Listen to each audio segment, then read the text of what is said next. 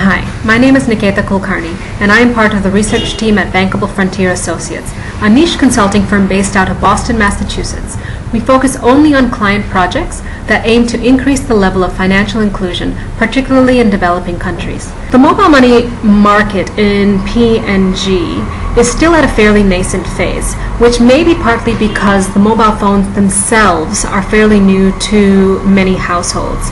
Most respondents I spoke to who had a mobile phone bought their first one sometime around 2008 to 2010.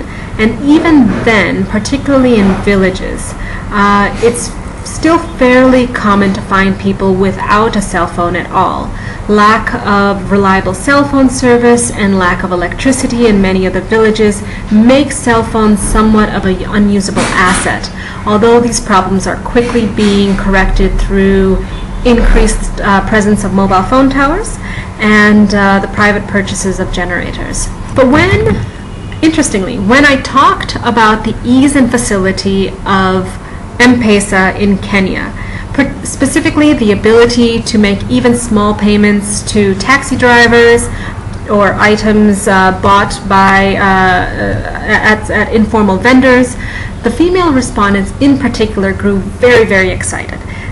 They were specifically impressed by the idea of not having to carry cash with them in the market, in their purses, which they say is very, very risky.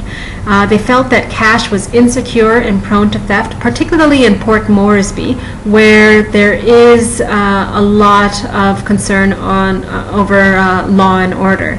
And oftentimes carrying around cash, they felt put their safety in jeopardy. They also quite liked the idea of an increased level of privacy, specifically when they were receiving money, so that others would not know when they would receive money and wouldn't perhaps be standing around hopefully waiting in hope for a handout.